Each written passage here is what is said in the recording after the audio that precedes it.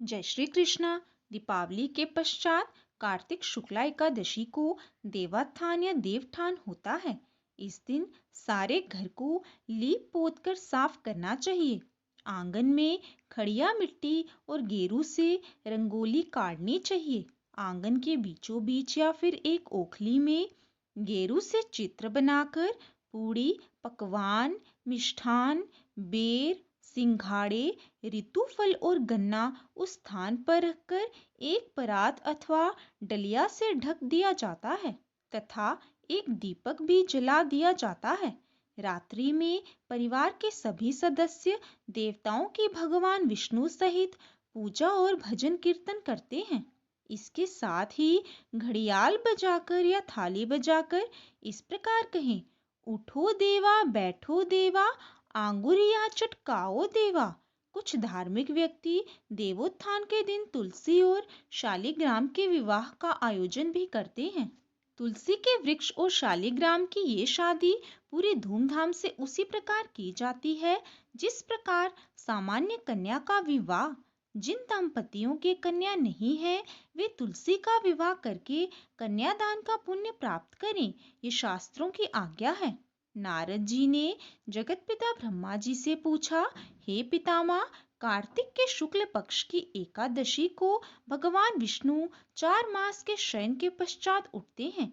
इस एकादशी का क्या नाम, व्रत विधान तथा महत्व है, कृपा पूर्वक बतलाइए। ब्रह्मा जी बोले, हे देव ऋषि नारद, इस एकादशी का नाम प्रबोधनी एकादशी है।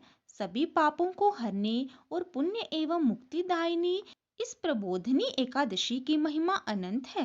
पृथ्वी पर गंगा की प्रभुता और समुद्रों तथा तीर्थों का प्रभाव तभी तक रहता है जब तक कार्तिक की विष्णु प्रबोधिनी एकादशी तिथि नहीं आती। मनुष्य को जो फल 1000 अश्वमेघ और 100 राजसूय यज्ञों से मिलता है वही प्रबोधिनी एकादशी के व्रत से मिलता है।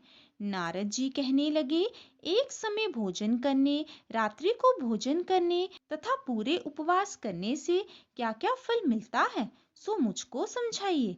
ब्रह्मा जी बोले, हे पुत्र नारद, एक बार भोजन करने से 1 जन्म और रात्रि को भोजन करने से 2 जन्मों तथा पूरे दिन उपवास करने से 7 जन्मों के पाप नष्ट हो जाते हैं।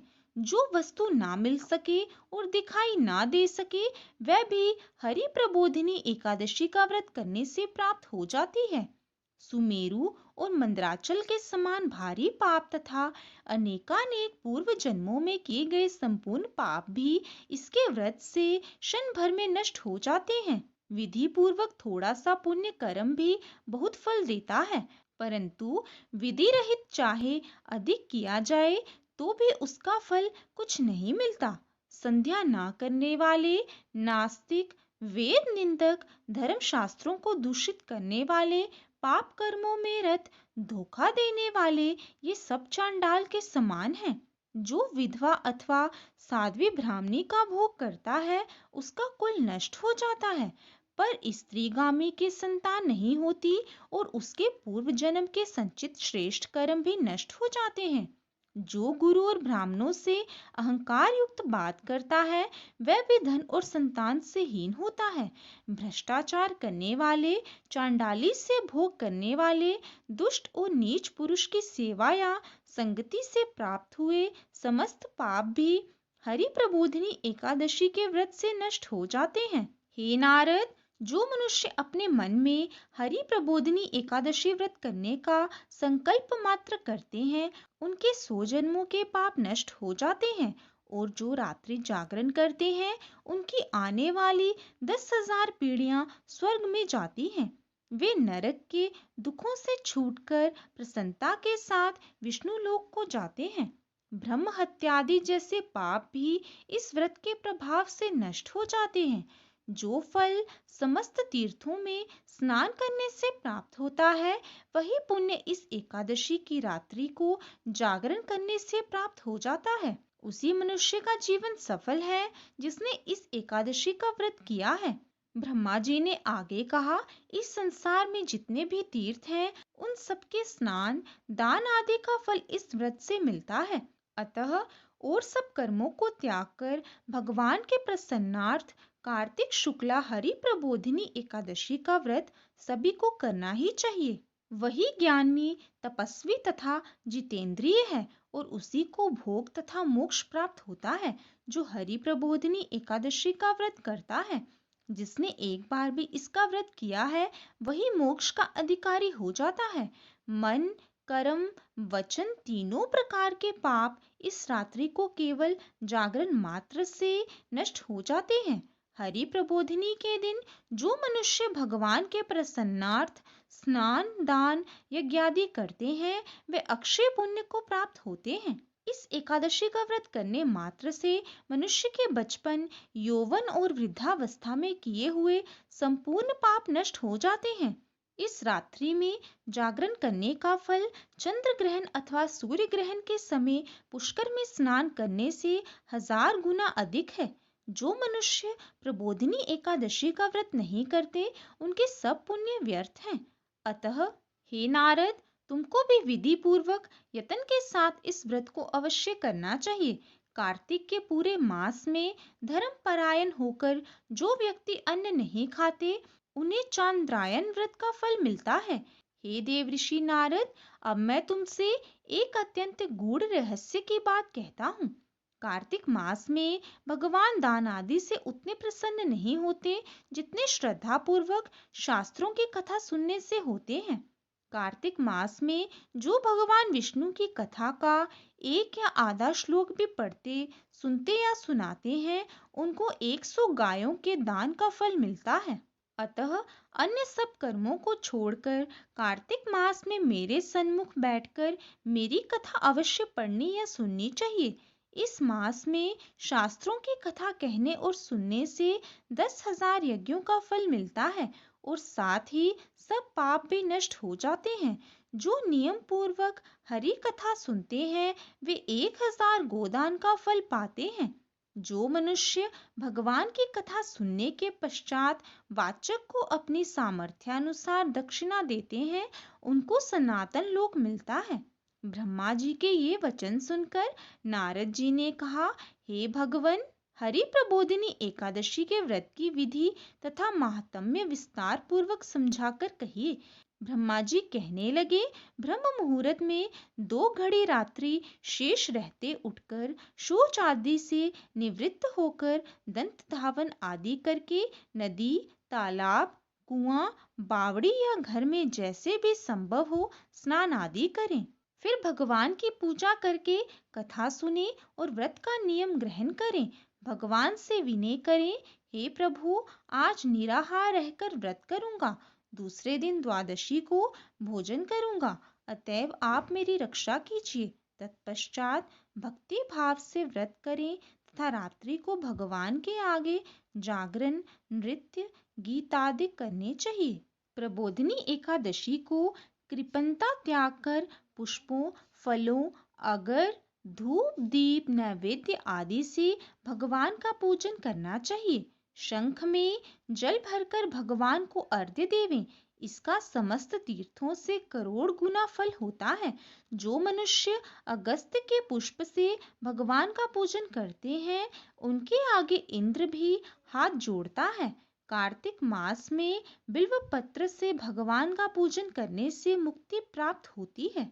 कार्तिक मास में तुलसी से भगवान का पूजन करने वालों के 10,000 जन्मों के पाप नष्ट हो जाते हैं। तुलसी का दर्शन, स्पर्श, नमस्कार, स्तुति, रोपण, जल से सिंचन और प्रतिदिन पूजन तथा आरती करने व कथा सुनने वाले करोड़ों युग तक भगवान विष्णु के लोक में निवास करते हैं। जो तुलसी का पौधा लगाते हैं उनके कुटुंब में उत्पन्न होने वाले प्रलय काल तक विष्णु लोक में निवास करते हैं। हे मुनि, रोपी हुई तुलसी जितनी जड़ों का विस्तार करती है उतनी ही 1000 युग पर्यंत तुलसी रोपण करने वाले के सुकृत का विस्तार होता है। जिस मनुष्य की रोपण की हुई तुलसी की जितनी शाखा, प्रशाखा, बीज और फल पृथ्वी में बढ़ते हैं उसके उतने ही कुल 2000 कल्प तक विष्णु लोक में निवास करते हैं। हरि पूजा में पुष्पों के महत्व का वर्णन करते हुए ब्रह्मा जी ने कहा, हे वत्स, जो कदम के पुष्पों से विष्णु का पूजन करते हैं वे कभी यमराज के दर्शन नहीं करते।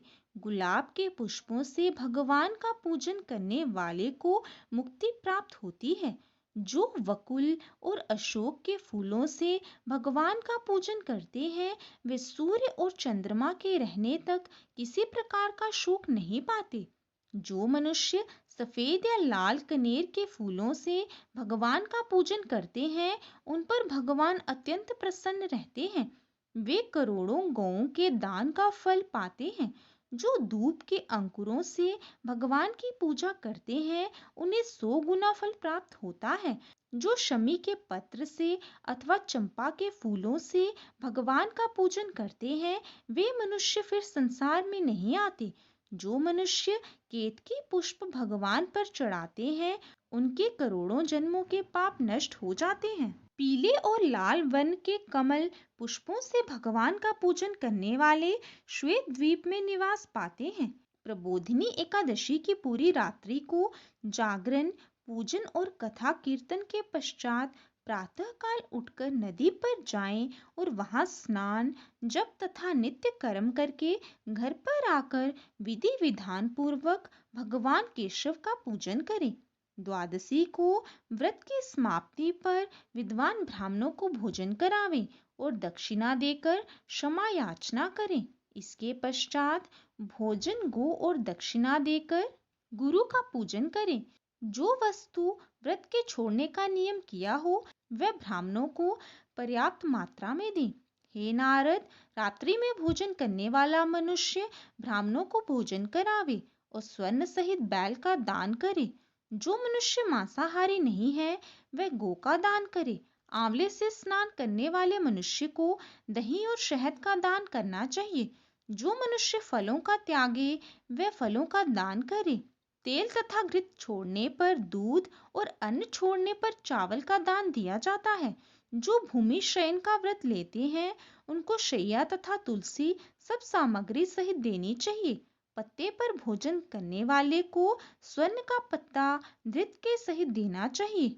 मौन व्रत धारण करने वाले को ब्राह्मण व ब्राह्मणी को मिठाई का भोजन कराना चाहिए। बाल रखने वाले, दर्पण, जूता छोड़ने वाले को एक जोड़ा जूता, लवण त्यागने वाले को शर्करा दान करनी चाहिए। मंदिर में दीपक जलाने वाले को तथा नियम लेने वाले को व्रत की समाप्ति पर ताम्र तथा स्वर्ण के पात्र में घृत और बत्ती बनाकर विष्णु भक्त ब्राह्मण को दान देना चाहिए। एकांत व्रत करने वाले को 8 कलश, वस्त्र और स्वर्ण से अलंकृत करके दान करना चाहिए। यदि इतना संभव ना हो सके तो इनके अभाव में जितना आधिकारिक हो जाए उतना अवश्य दान करें।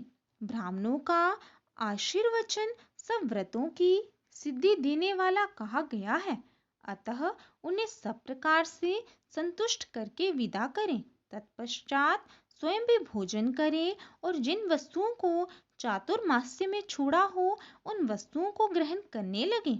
हे नारद, जो बुद्धिमान इस प्रकार चातुर्मास्य का व्रत निर्विघ्न समाप्त करते हैं उनका पुनः जन्म नहीं होता। यदि व्रत भ्रष्ट हो जाए तो व्रत करने वाला अंधा या कोढ़ी हो जाता है। व्रत करने वाले की तो बात ही क्या, इस कथा को पढ़ने और सुनने मात्र से ही अनंत गोदान का फल प्राप्त होता है। इसी के साथ हरि प्रबोधिनी एकादशी की कथा समाप्त होती है। कथा अच्छी लगी हो तो चैनल को सब्सक्राइब करना और वीडियो को लाइक करना ना भूलें।